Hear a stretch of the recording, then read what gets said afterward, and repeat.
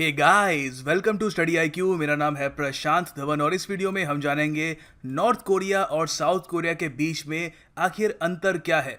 इस वीडियो के अंत तक आप इन सब टॉपिक्स के बारे में जान जाएंगे।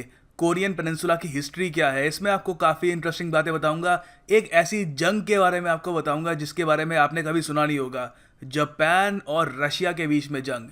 बहुत इंटरेस्टिंग है। इस जंग में कौन जीता रहा ये जान के आपको हैरानी होगी। और फिर हम बात करेंगे कि आखिर इस वक्त नॉर्थ और साउथ कोरिया में डिफरेंसेस क्या है, क्या चीज़ें इन दोनों देशों को अलग बनाती है।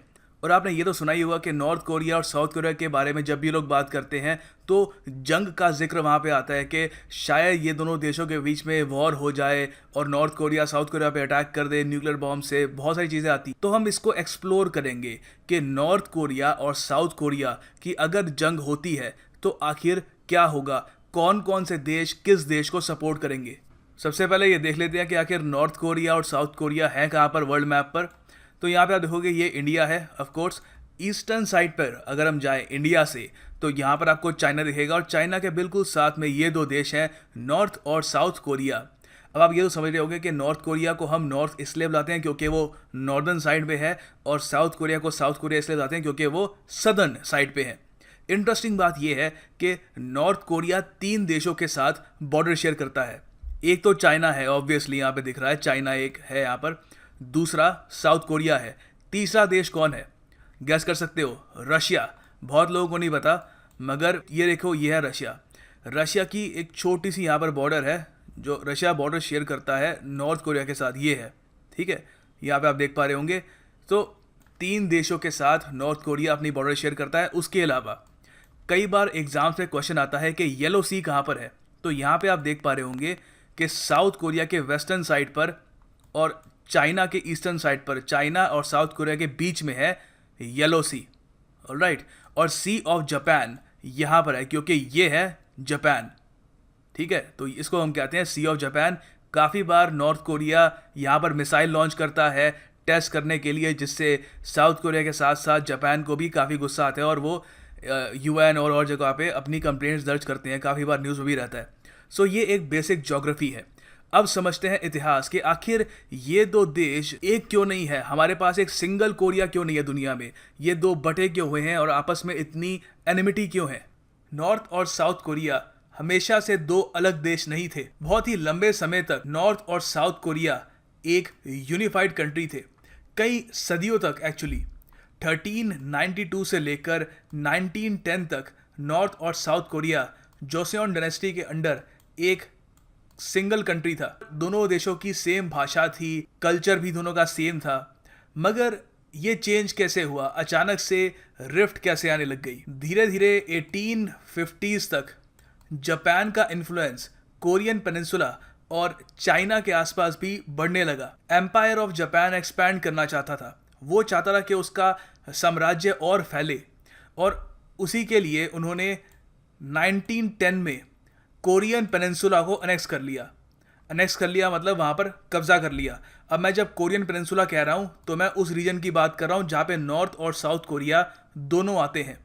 हालांकि 1910 में इन्होंने फॉर्मली ऐसा किया, मगर उससे पहले भी करीब 30-35 साल पहले भी जो भी कोरिया में शासक वो काफ़ी हद तक जापान का अपॉइंट किया होता था, वो बहुत हद तक जापानीज इन्फ्लुएंस में वो काम करता था। तो ऑलरेडी उन्होंने काफ़ी हद तक वहाँ पे अपना दबदबा बना ही लिया था और 1910 में उन्होंने पूरा एरिया ही कब्जा लिया। तो 1910 से लेकर 1945 तक दोनों कोरियाज, नॉर्थ और साउथ कोरिया जो एक यूनिफाइड कंट्री थी, ये जापान की एक कॉलोनी बन के रही। तो आखिर 1945 में ऐसा क्या हुआ कि कोरियन पेनिनसुला जापान की कॉलोनी नहीं रही? ऑफ कोर्स द्वितीय विश्व युद्ध का अंत, जिसमें जापान की हार ऑलमोस्ट सर्टन हो रही थी। माइंड यू, अभी तक यूएसए ने एटॉमिक बॉम्ब्स ड्रॉप नहीं किए थे, मगर तब भी दुनिया में ऑलमोस्ट ये बात क्लियर हो ही चुकी थी कि जापान वॉर हारने वाला है। जापान की जीत एक बहुत ही मुश्किल प्रोस्पेक्ट लग रही थी। तो उसी वक्त यूएस और उनके एलाइज, जो एलाइड पावर्स थी, उन्होंने ये समझ लिया कि जापान जैसे ही हारेगा तो जापान की जो ऑक्यूपाइड टेरिटरीज है, जिसमें कोरिया भी आता है, कोरियन पेनिनसुला, वहाँ पर वो पहले अपनी आर्मीज भेजेंगे, फिर वहाँ पर डेमोक्रेसी एस्टैब्लिश करेंगे, वहाँ पर इलेक्शंस करवाएंगे और सरकारें वहाँ पर उनकी सेटअप करेंगे, उन देशों को इंडिपेंडेंस दिलवाएंगे। बहुत ही नोबल उनके एम्बिशन से, मगर ऐसा नहीं हो पाया क्योंकि उस वक्त कोरियन पेनिनसुला, 1945 की बात कर रहा हूँ मैं, तब तक कोरियन पेनिनसुला में क्या होगा उस वक्त यूएस की प्रायोरिटी नहीं थी, उनकी प्राथमिकता नहीं थी। उसकी वजह भी है क्योंकि यूएसए साथ ही साथ जर्मनी में जो हिटलर की हार हुई थी, वहाँ पर जर्मनी में भी अपना कब्जा बनाने में लगा हुआ था। वहाँ पे सोवियत यूनियन भी वहाँ से आ रहा था, फ्रांस भी आ रहा था, बहुत सारे देश जर्मनी में अपना अपना हिस्सा ले रहे थे। तो कोरियन पेनिनसुला उस वक्त उनकी मेन प्रायोरिटी नहीं थी। मगर इसी बात का फ़ायदा उठाकर सोवियत यूनियन ने चुपचाप अपनी आर्मी मंचूरिया के आसपास भेजनी शुरू कर दी, क्योंकि वो चाहते थे कि एक ज़माने में जो रशिया जापानीज़ वॉर के दौरान जो लैंड रशिया नहीं कब्जा पाया, वो अब कब्जाएगा। अब आप कहेंगे वेट, रशिया जापानीज़ वॉर ये कब हुई? ये हुई थी 1904 से लेकर 1905 के वक्त। अब एक सेकंड के लिए इस टाइमलाइन से हटकर जरा इस वॉर के बारे में बात करते हैं, क्योंकि अगर हम ये वॉर डिस्कस करेंगे तो हम समझ पाएंगे कि आखिर सोवियत यूनियन वापस इस पेनिनसुला में अपना एक दबदबा क्यों बनाना चाहता था, क्यों ये रीजन सोवियत यूनियन के लिए इतना महत्वपूर्ण था वर्ल्ड वॉर 2 के दौरान। रशिया जापान वॉर एक बहुत ही इंटरेस्टिंग वॉर थी। अगर इतिहास में कभी कोई ऐसी वॉर का आप एग्जाम्पल ढूंढ रहे हो जहाँ पर एक घमंडी किंगडम ने एक अपने से छोटे देश को देखकर ये सोचा कि इनको तो हम बहुत आराम से हरा देंगे और रिजल्ट उसका उल्टा निकला, तो ये वॉर उसका प्राइम एग्जाम्पल है। हुआ क्या था? अभी हम 1945 की बात कर रहे थे, चलिए उससे 40 साल पहले चले जाते हैं, 1904-1905 के आसपास। रशिया उस वक्त जार रजीम के अंडर था। कम्युनिज्म की शुरुआत नहीं हुई थी रशिया में। सोवियत रशिया जो हम कहते हैं सोवियत यूनियन, उसका जन्म नहीं हुआ था। उस वक्त जार रशिया पे राज करते थे, निकोलस द सेकेंड। वो ये चाहते थे कि रशिया का rail road network from east to west पूरी जगह फैले, ताकि कनेक्टिविटी हो जाए पूरे एम्पायर में, और कभी भी अगर कोई डिसेंट होता है कि एम्पायर के अंदर ही कोई लोग रेवोल्यूशन लाने की कोशिश करते हैं, तो उनको आराम से दबाया जा सके, आर्मी आराम से मूव कर सके। आइडिया अच्छा था, और इसीलिए रशियन एम्पायर ने मंचूरिया, ये जगह जो है ना, इसको मंचूरिया कहते हैं, यहाँ पर अपनी प्रेजेंस बिल्डअप करनी स्टार्ट कर दी। इनिशियली जापान को इससे इतनी प्रॉब्लम नहीं थी, मगर रशिया के जार का आइडिया था कि मंचूरिया से लेकर यहाँ तक एक रेल रोड बिछाई जाए जो ऑल द वे मॉस्को तक कनेक्ट की जाएगी। एक बहुत ही बड़ा प्रोजेक्ट था, क्योंकि यहाँ पर था पोर्ट ऑथर, और रशिया बहुत ही लंबे समय से एक वार्म पोर्ट की तलाश में था। वार्म पोर्ट मतलब जो एक ऐसे एरिया में हो जहाँ पर ट्रेड रूट्स हो बहुत सारे, और बेसिकली जहाँ पर बर्फ़ ना हो हर वक्त, क्योंकि ज़्यादातर रशिया आप देखोगे जो भी उनके पोर्ट्स हैं वहाँ पर बहुत बर्फ़ रहती है और उससे मोबिलिटी में काफ़ी प्रॉब्लम्स आती है। तो पोर्ट ऑर्थर उस वक्त के जो ज़ार थे रशिया के, उनका एक बहुत ही बड़ा सपना था, और वो चाहते थे कि रेल रोड से ये कनेक्ट कर दिया जाए। अब जब यहाँ पर कंस्ट्रक्शन शुरू हुई तो इसकी प्रोटेक्शन के लिए ज़ार ने ज़रूरत से ज़्यादा फौजी यहाँ पर भेज दिए। ये देखकर जापानीज़ एम्पायर को बहुत ही इनसिक्योरिटी हुई, क्योंकि जापान ऑफ कोर्स जैसे मैंने आपको बताया इस पूरे कोरियन पेनिनसुला में अपनी डोमिनेशन एस्टैब्लिश कर रहा था, और उनको एक थ्रेट लगा कि अचानक से रशिया वहाँ पर इतने सारे सोल्जर्स क्यों डिप्यूट कर रहा है। और जैसे ही जापानीज़ एम्पायर ने इसका विरोध करना शुरू किया, रशिया ने उनके विरोध को खारिज कर दिया और कहा कि तुम्हारे मतलब की बात नहीं है, तुम एक बहुत ही छोटे एम्पायर हो, हमारे बड़े प्रोजेक्ट्स हैं और you don't have anything to worry about. मगर जापानीज़ एम्पायर ने ये उनको इंसल्टिंग लगा, और जापानीज़ एम्पायर ने पहले पोर्ट ऑथर पे अटैक किया, फिर उसके कुछ दिन बाद ऑफिशियली जंग डिक्लेयर कर दी रशिया के ऊपर।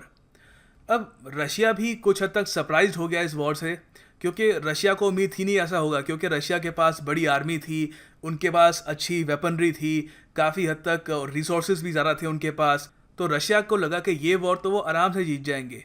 मगर वो ये बात भूल गए कि रशिया की सारी आर्मी, रिसोर्सेज, सारी उनकी state of the art defence equipment है, वो यहाँ पर है मॉस्को और सेंट पीटर्सबर्ग के पास।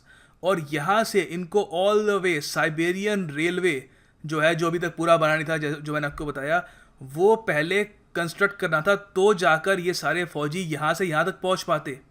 तो ये रशिया के लिए एक बहुत ही अनफॉर्चुनेट चीज़ थी कि उनके पास सैनिक थे, सब था, मगर यहाँ से यहाँ तक पहुँचने में दिक्कत आ रही थी, क्योंकि ऑलरेडी यहाँ पर जो छोटा मोटा कोई यहाँ पर मंचूरिया के आसपास रेल रोड प्रोजेक्ट जो शुरू किया था, जापानीज़ आर्मी ने आते ही यहाँ पे डिस्ट्रॉय कर दिया इन सबको। तो रशिया के पास अब एक ऑप्शन थी, एक बहुत ही लंबे रूट से फौजी यहाँ पर भेजे जा सकते थे, वो था ये रूट कि यूरोप से निकलकर यहाँ पे स्कैंडिनेवियन देशों से बीच कर निकलकर, फिर ब्रिटेन के यहाँ से निकलकर, बहुत ही पूरा अफ्रीका पार करके, इंडियन ओशन से होते हुए, तब जाकर यहाँ पे स्ट्रेट ऑफ मलक्का से होते हुए, तो जाकर यहाँ पर अपने फौजियों भेज सकते थे। रशिया ने वो करने की भी कोशिश करी, मगर यहाँ पर भी वो फेल हुए, क्योंकि जब वो इस एरिया में थे तब उन्होंने गलती से ब्रिटिश शिप्स को ये समझ लिया कि वो जापानीज शिप्स हैं जो यहाँ पर अटैक करने के लिए आ रही है रशिया को, और उन्होंने ब्रिटिश शिप्स को अटैक कर दिया। ब्रिटेन ने हालांकि वॉर डिक्लेयर नहीं करी रशिया पर, मगर उन्होंने ये काम कर दिया कि रशिया जापान से वॉर हार जाए। उन्होंने रशिया के लिए सारे रास्ते इस एरिया से ब्लॉक कर दिए अपनी नेवी से। तो रशिया कंप्लीटली इस वक्त डेवस्टेटेड था। एक बड़ी आर्मी होते हुए, रिसोर्सेज होते हुए, जापान से उनको एक बहुत ही करारी हार का सामना करना पड़ा। और इस वॉर की वजह से, इस वॉर में हार की वजह से रशिया के लोगों का रशिया के ज़ार के प्रति विश्वास भी कम हुआ। तो अब आप देख सकते हैं कि वर्ल्ड वॉर 2 में जब इस पेनिनसुला में, कोरियन पेनिनसुला में जापान की हार ऑलमोस्ट तय थी, तो रशिया बहुत ही जल्दी से यहाँ पर मंचूरिया में फिर से अपना डोमिनेंस एस्टैब्लिश करना चाहता था, या कम से कम ये चाहता था कि जो भी यहाँ पर नई कंट्री पैदा हो वो रशियन इन्फ्लुएंस के अंडर हो, वहाँ पर कम्युनिज्म फैले। अब वापस 1905 से आ जाओ 1945 में, अलग दुनिया है, अलग जंग है, और जापान यहाँ पर हार रहा है। मगर अभी भी जापान ने ऑफिशियली सरेंडर, मतलब ऑफिशियली हार नहीं मानी थी। 6 अगस्त 1945 को यूएसए ने पहला एटॉमिक बॉम्ब ड्रॉप किया हिरोशिमा में। इस बॉम्ब ने कई लाखों लोगों की जान ली, मगर तब भी जापान ने सरेंडर नहीं किया था। अभी एक और बॉम्ब बाकी था। जैसे ही हिरोशिमा बॉम्ब गिरा, जापान की हार ऑलमोस्ट और तय हो चुकी थी। सोवियत यूनियन ने अच्छा मौका देखा और सोवियत यूनियन ने अचानक से वॉर डिक्लेयर कर दी जापान पर। और जापान पे वॉर डिक्लेयर करने का मतलब था, जो कोरियन पेनिनसुला था मंचूरिया के पास, वहाँ पर उसका नॉर्दर्न रीजन सोवियत यूनियन ने कब्जा लिया। तो जो जापानीज फोर्सेस थी, जब उन्होंने सरेंडर किया, सेकंड जो एटॉमिक बॉम्ब गिराया, उसके बाद जब जापानीज फोर्सेस ने सरेंडर किया, तो जो कोरियन पेनिनसुला था, वहाँ का जो नॉर्दर्न रीजन था, जो आज हम नॉर्थ कोरिया कहते हैं, वहाँ पर सोवियट्स ने कब्जा कर लिया, और जो सदर्न पार्ट था वहाँ पर अमेरिकन्स ने कब्जा कर लिया, जो साउथ कोरिया है। अब प्लान तो ये था कि दोनों देशों को जोड़कर वहाँ पर इलेक्शन करवाए जाएं, और जो भी वहाँ पर जीतता है वो वहाँ पे राज करेगा। वहाँ पे सोवियत भी हट जाएंगे, अमेरिकन्स भी हट जाएंगे। मगर दोनों देशों के बीच में, सोवियत यूनियन और यूएसए के बीच में, अचानक से ट्रस्ट, विश्वास की कमी आने लग गई, और इसी कमी की वजह से दोनों ने ऐसा नहीं किया। सोवियट्स चाहते थे कि पूरा कोरियन पेनिनसुला कम्युनिज्म के रंग में रंग जाए, और अमेरिकन्स चाहते थे कि पूरा कोरियन पेनिनसुला एक कैपिटलिस्ट देश भर के उभरे। तो दोनों ने नॉर्थ और साउथ कोरिया को डिवाइड कर दिया। तो आखिर कोरिया का डिवीज़न हुआ कैसे था? देखिए, यहाँ पर जो कहानी है काफ़ी हद तक इंडिया पाकिस्तान के डिवीज़न जैसी ही है।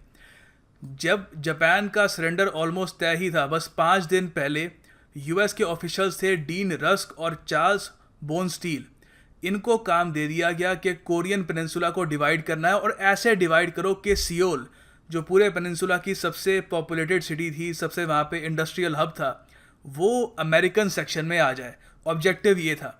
तो उन्होंने बिना ज़्यादा ज्योग्राफी स्टडी किए, बिना ज़्यादा वहाँ के कल्चर को समझे, लैंग्वेज को समझे, लोगों की प्रेफरेंस पे को ध्यान देते हुए, बस 38 पैरेलल जो है और लैटिट्यूड का, उस पर एक सीधी रेखा खींच दी और दोनों देशों का विभाजन कर दिया। काफ़ी हद तक इंडिया और पाकिस्तान का भी ऐसा ही विभाजन हुआ था। ब्रिटिशर्स को इतना आइडिया था नहीं कि लोग आपस में किस तरीके से रहते हैं दोनों देशों में, और बहुत ही जल्दबाजी में कुछ ही हफ्तों में एक लाइन बना दी गई और कई लाखों लोगों की ज़िंदगी उजड़ गई। और यहाँ पर भी यही हुआ। तो यहाँ से नॉर्थ कोरिया और साउथ कोरिया का जन्म होता है। तो इस तरीके से अमेरिका ने साउथ कोरिया, जहाँ पर वो कब्जा करके बैठ गया था, वहाँ पर उन्होंने एक उसको इंडिपेंडेंट कंट्री बनाने के लिए वहाँ पर एक एंटी कम्युनिस्ट लीडर अपॉइंट कर दिया, जिनका नाम था सिंग मान री। और ये पहले प्रेसिडेंट थे साउथ कोरिया के।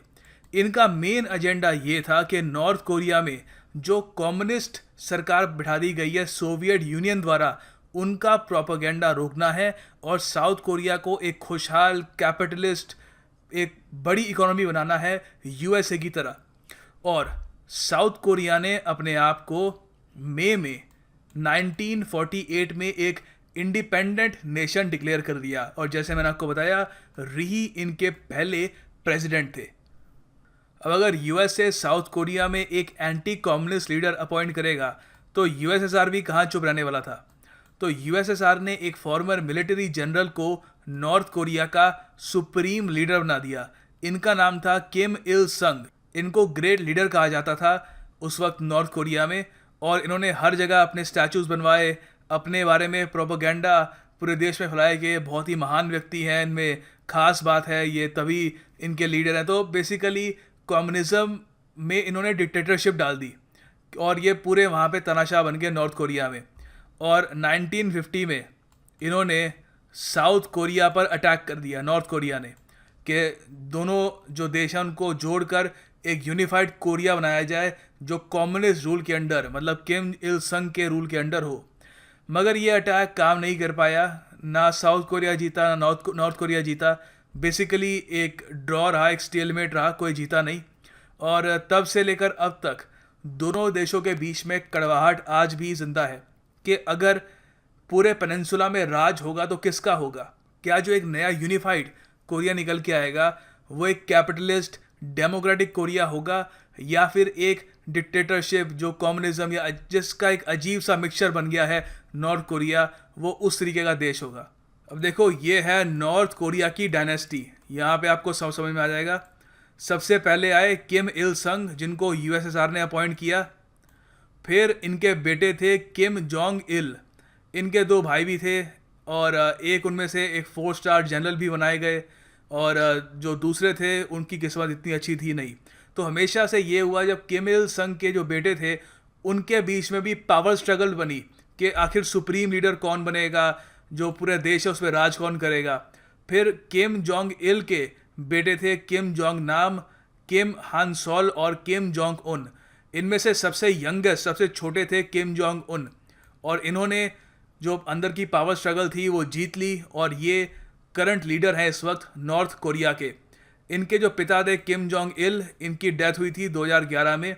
और आप अगर यूट्यूब पे देखें तो इनकी डेथ के बारे में बहुत सारी वीडियोस हैं। वहाँ पर नॉर्थ कोरियंस बहुत ही रो रहे हैं, ऑलमोस्ट अजीब सा रोना लगता है, ऐसा लगता है कि फेक रोना है।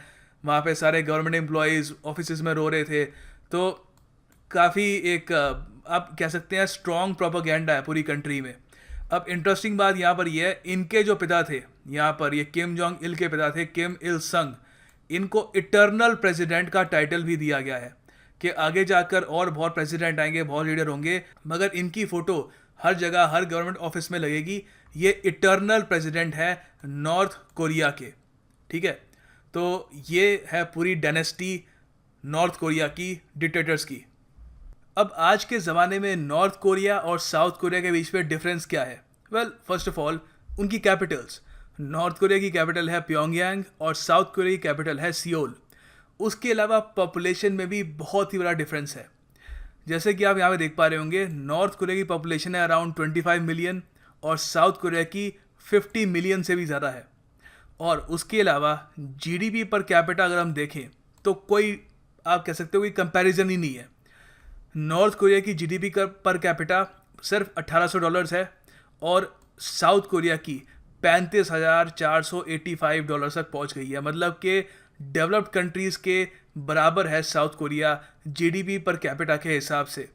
लाइफ एक्सपेक्टेंसी, मतलब कि कितना जिएगा एक इंसान, वो भी साउथ कोरिया की बहुत ही ज़्यादा बेहतर है कंपेयर टू नॉर्थ कोरिया।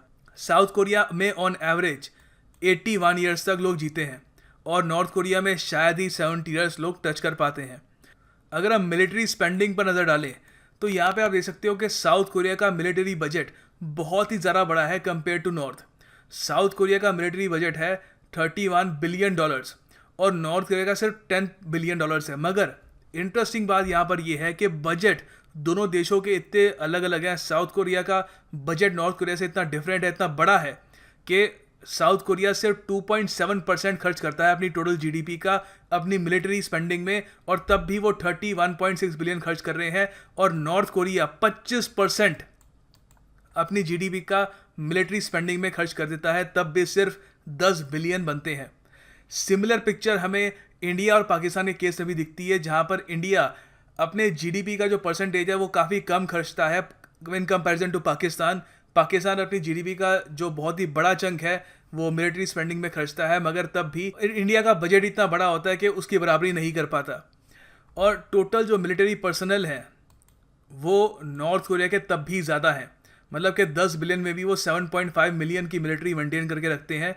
क्योंकि सबसे बड़ा डर नॉर्थ कोरिया को यही है कि अब देखिए, जब नॉर्थ कोरिया बना तब उन्होंने कभी नहीं सोचा था कि यूएसएसआर एक दिन गिर जाएगा। जिस देश ने उनको बनाने में सबसे बड़ा रोल निभाया, जब वो ही ख़त्म हो गया, तब से नॉर्थ कोरिया को सपोर्ट की बहुत ज़्यादा कमी महसूस होने लग गई। तो इनके लिए अपनी सिक्योरिटी एक बहुत ही इम्पॉर्टेंट इशू बन गया। इसीलिए नॉर्थ कोरिया ने रैपिडली न्यूक्लियर मिसाइल्स बनाने पर भी काम किया। तो यहाँ पे आप और ये देख सकते हो कि माल न्यूट्रिशन भी बहुत ज़्यादा, क्योंकि देखो जब आप 25% अपनी जीडीपी का मिलिट्री स्पेंडिंग में खर्च कर दोगे, क्योंकि आपको डर है कि बाहर के लोग आप पे इन्वेजन कर देंगे, तो आपके लोगों के लिए ज़्यादा पैसा बचेगा नहीं। ऑलरेडी आपका बजट बहुत ज़्यादा छोटा है। तो जो नॉर्थ कोरिया की जो पॉपुलेशन है वहाँ पे काफ़ी बार दुनिया भर की एजेंसीज ने ये रिसर्च करी है कि वहाँ पर लोग जो है माल न्यूट्रिस्ट हैं, उनकी जो हाइट है वो साउथ कोरियन से कम है। वहाँ पे हेल्थ की लोगों को बहुत ज़्यादा प्रॉब्लम्स होती हैं और कई लोग खाने की कमी की वजह से मारे भी जा चुके हैं वहाँ पर, डाइड ऑफ हंगर। उसके अलावा काफ़ी हद तक आप देखोगे लैंग्वेज ऑलमोस्ट सेम ही है। नॉर्थ कोरिया आज भी एक ट्रेडिशनल फॉर्म ऑफ कोरियन बोलते हैं, वो उन्होंने काफ़ी हद तक अपना जो कल्चर है वो प्रिजर्व करके रखा है। साउथ कोरिया एक ओपन डेमोक्रेटिक कैपिटलिस्ट कंट्री है जहाँ पे दुनिया भर के लोग आते हैं, तो उनका कल्चर काफ़ी हद तक आप कह सकते हो बदल चुका है, मॉडर्नाइज हो चुका है। तो अगर आप एंशंट कोरियन कल्चर आप एक्सपीरियंस करना चाहते हैं तो नॉर्थ कोरिया ज़रा अच्छी जगह रहेगी कंपेयर टू साउथ कोरिया। उसके अलावा कुछ और एक्स्ट्रा इन्फो भी है। देखो नॉर्थ कोरिया एक बहुत ही आइसोलेटेड और क्लोज कंट्री है। क्लोज कंट्री का ये मतलब है कि देखो अगर आप कहीं पे यूएसए में आपको कोई लोग मिलते हैं, वो कहते हैं हम कोरियन हैं, तो अगर आप ये पूछते हो कि आप साउथ कोरियन और नॉर्थ कोरियन हो तो एक बहुत ही ख़राब सवाल है, क्योंकि 99.8% चांस है कि वो साउथ कोरिया के होंगे। क्योंकि साउथ कोरिया एक बहुत ही ओपन कंट्री है, वहाँ के लोग दूसरे देशों में जाते हैं ट्रैवल करने के लिए, रहने के लिए, मगर नॉर्थ कोरिया के सिटीजन्स को ये इजाज़त बहुत ही रेयरली मिलती है। तो सिटीजन्स को परमिशन चाहिए होती है सरकार से और वो परमिशन बहुत ही मुश्किल से मिलती है। फॉरेन टूरिस्ट नॉर्थ कोरिया में जा सकते हैं, मगर जो जर्नलिस्ट होते हैं, पत्रकार, उनको बहुत रेयरली वीज़ा मिलते हैं, और जब वीज़ा मिलते भी हैं तो उन पर बहुत ही कड़ी निगरानी रखी जाती है और उनको एक स्पेसिफिक एरिया में रखा जाता है, ज़रा वो इधर उधर घूम नहीं सकते। उसके अलावा नॉर्थ कोरिया का जो ऑफिशियल नेम है वो है ये Democratic People's Republic of Korea. अब नाम में अगर आप डेमोक्रेटिक लगा दो तो इसका मतलब ये नहीं है कि आप एक डेमोक्रेसी हो जाते हो। और साउथ कोरिया का जो ऑफिशियल नेम है वो है रिपब्लिक ऑफ कोरिया, ROK। अब देखो अगर नॉर्थ कोरिया इतना ज़्यादा ख़राब है, वहाँ के सिटीजन्स को आज़ादी नहीं है, वहाँ पर प्रेस आराम से नहीं घूम सकती, और उसके अलावा वहाँ पे मैंने आपको बताया जीडीपी का एक बहुत बड़ा चंक वो मिलिट्री में स्पेंड कर देते हैं, तो ऐसा नहीं है कि उसके कंपैरिजन में साउथ कोरिया स्वर्ग है। साउथ कोरिया की भी अपनी कमज़ोरियाँ हैं, इनके पास भी अपनी प्रॉब्लम्स हैं। जैसे फॉर एग्जांपल साउथ कोरिया को सुसाइड नेशन कहा जाता है, क्योंकि suicide 4th most common cause है डेथ का साउथ कोरिया में। बहुत लोग वहाँ पर सुसाइड करते हैं, और 10 साल से लेकर 30 साल के लोगों में सुसाइड रेट्स बहुत ही ज़्यादा हाई है। दुनिया में कोई मैच नहीं है साउथ कोरिया का। और इसका जो मेन कॉज है, लोग कहते हैं कि जो एक कैपिटलिस्ट इकोनॉमी में, एक पूंजीवादी इकोनॉमी में जो एक लोगों पर प्रेशर बनता है कि उनको कंपेटिटिव रहना है, उनको दूसरों से बेहतर रहना है, ज़्यादा पैसे कमाने हैं, और आगे सक्सेसफुल बनना है, उसकी वजह से लोगों पर जो मेंटल स्ट्रेस पड़ा है वो जब लोग नहीं झेल पाते तो वो सुसाइड करते हैं। तो यहाँ पे आप देख सकते हो कि दोनों देशों ने अपनी अपनी जो आइडियोलॉजी है उसकी एक्सट्रीम्स अपनाई है। अगर दोनों देश मिलकर एक मध्यम मार्ग अपनाएं तो शायद पूरे कोरियन पेनिनसुला के लिए अच्छा होगा। अब अगर दोनों देशों के बीच में जंग छिड़ जाती है तो क्या होगा? देखो, इस सवाल का आंसर देने के लिए हमको पहले ये पता करना ज़रूरी है कि जंग की शुरुआत कौन करेगा। क्या साउथ कोरिया और यूएसए नॉर्थ कोरिया पे अटैक करेंगे? क्योंकि अगर ये होता है, अगर मान लो साउथ कोरिया और यूएसए के एलाइज जापान सब मिल के नॉर्थ कोरिया पे अटैक करते हैं बिना किसी प्रोवोकेशन के, तो रशिया और चाइना इंटरवेंशन कर सकते हैं, नॉर्थ कोरिया का बचाव कर सकते हैं। ऐसा होने के चांसेस काफ़ी हाई दिख रहे हैं क्योंकि डोनाल्ड ट्रंप जिस तरीके के प्रेसिडेंट है, काफ़ी शॉर्ट टेम्पर्ड व्यक्ति माने जाते हैं। जब से इन्होंने प्रेसिडेंसी संभाली है, नॉर्थ कोरिया इनके एजेंडा में रहा है। इन्होंने काफ़ी बार ऐसी ट्वीट्स भी करी है कि अगर नॉर्थ कोरिया अपने मिसाइल टेस्ट करता है तो north Korea is looking for trouble, मतलब कि वो कुछ ना कुछ उनके साथ खराब हो जाएगा अगर वो ऐसा करेंगे। मतलब कि चेतावनी दे रहे हैं, यूएसए चेतावनी दे रहा है नॉर्थ कोरिया को। और उन्होंने यहाँ तक ये भी कह दिया कि अगर चाइना यूएसए की हेल्प करता है नॉर्थ कोरिया को रोकने में तो अच्छी बात है, if not we will solve the problem without them. तो यहाँ पर ये कह रहे हैं कि अगर चाइना यूएसए का सपोर्ट नहीं करता नॉर्थ कोरिया को कंट्रोल करने में, क्योंकि नॉर्थ कोरिया इस वक्त देखिए लगातार मिसाइल टेस्ट कर रहा है सी ऑफ जापान में, इससे जापान की सिक्योरिटी को भी खतरा हो रहा है। साउथ कोरिया को तो वो थ्रेटन करता ही रहता है।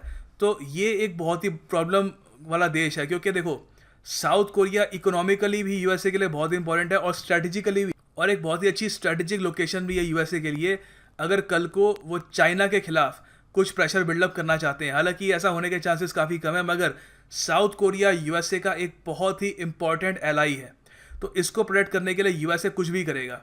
हाँ, अगर मान लो कि नॉर्थ कोरिया सडनली एक न्यूक्लियर बॉम्ब लॉन्च कर देता है साउथ कोरिया की तरफ, तो क्या होगा? देखिए, पहली बात तो साउथ कोरिया में बहुत सारे यूएसए के ट्रूप्स जो हैं, सोल्जर्स, वो डिप्लॉयड हैं और इनके पास ज़रूर कोई ना कोई इंटरसेप्शन करने के लिए मिसाइल सिस्टम भी होगा जो आराम से नॉर्थ कोरिया का मिसाइल वो इंटरसेप्ट कर लेंगे और आराम से फिर वो नॉर्थ कोरिया को 4 दिन के अंदर अंदर, ये यूएसए के जनरल का बयान था कि 4 दिन के अंदर अंदर नॉर्थ कोरिया को वो हरा देंगे। तो ये होने के चांसेस कम है क्योंकि नॉर्थ कोरिया के उसके बारे में पता है, उसको पता है कि इस वक्त एक बहुत ही आइसोलेटेड कंट्री है। चाइना भी नॉर्थ कोरिया का उतना समर्थन नहीं कर रहा। अगर नॉर्थ कोरिया खुद एक वॉर शुरू करता है तो चांसेस कम है कि रशिया या चाइना उसका समर्थन करेंगे क्योंकि एक बहुत ही ऑड मूव होगा और ऐसा होने के चांसेस भी बहुत ज़्यादा कम है। नॉर्थ कोरिया चुपचाप यूएसए और दुनिया को हरास करता रहेगा, वो न्यूक्लियर मिसाइल्स का टेस्ट करेंगे और लोगों को धमकियाँ देंगे और उसके बदले हो सकता है कि कुछ चीज़ें मांगे बाकी देशों से, एक तरीके से रैंसम ही मांगे दूसरे देशों से कि अगर आप हमको ये चीज़ नहीं देंगे तो हम ये टेस्ट करते रहेगी नॉर्थ कोरिया के साथ। और उसके अलावा वो जंग कभी शुरू नहीं करेगा क्योंकि नॉर्थ कोरिया जानता है कि जंग में सबसे ज़्यादा नुकसान नॉर्थ कोरिया को ही होगा। सो ये एक कॉम्प्लेक्स जियोपॉलिटिकल सिनेरियो है यहाँ का। क्या नॉर्थ कोरिया और साउथ कोरिया मिलकर एक देश कभी बनेंगे? चांसेस स्लिम है, बहुत ज़्यादा कम है। कम से कम इस वक्त के जियोपॉलिटिकल सिनेरियो में तो बिल्कुल नहीं हो सकता ऐसा। शायद आज से 50-40 साल बाद, देखो, साउथ कोरिया ने एक फंड बना के रेडी किया है कि कभी भी यूनिफिकेशन होती है दोनों देशों की तो वो फंड इस्तेमाल करके जो नॉर्थ कोरिया की पॉपुलेशन है उनको इमीडिएट रिलीफ प्रोवाइड किया जाएगा। क्योंकि देखो, यहाँ की जो पॉपुलेशन है नॉर्थ कोरिया की वो बहुत ज़्यादा गरीब है कंपेयर टू साउथ कोरिया। तो मान लो कल को ये दोनों एक देश बन गए तो अचानक से सरकार को एक बहुत ही बड़ी ड्यूटी आ जाएगी सरकार के पास कि अचानक से जितने सारे जो गरीब लोग हैं उनको इकोनॉमिकली कैसे एम्पावर किया जाए कि वो उनकी एक्सप्लॉयटेशन स्टार्ट हो जाए, कि यहाँ के जो अमीर लोग हैं जिनके पास पैसे हैं वो उन गरीब लोगों को, नॉर्थ कोरिया के लोगों को एक्सप्लॉयट करना स्टार्ट कर दे। क्योंकि ये काफ़ी एक्सपर्ट्स मान रहे हैं कि हो सकता है कि नॉर्थ कोरिया के अंदर ही रेवोल्यूशन हो जाए और क्रांति हो जाए और किम जोंग उन को नॉर्थ कोरिया के लोग ही हटा दें। तो उसके बाद जब यूनिफिकेशन होगा नॉर्थ कोरिया साउथ कोरिया का, तो एक बहुत ही सेंसिटिव इशू होगा, उसको बहुत ही ध्यान से उसको डील करना होगा। सो ये था पूरा एनालिसिस इस पूरी सिचुएशन का। उम्मीद करता हूँ वीडियो से आपको कुछ सीखने को मिला होगा। अगर सीखने को मिला तो वीडियो को लाइक करिएगा और अपनी फेसबुक व्हाट्सएप पे शेयर करिए। एंड मैं आपके लिए ऐसी ही और वीडियोस जल्द ही लेके आऊँगा। Thank you for watching. God bless you all.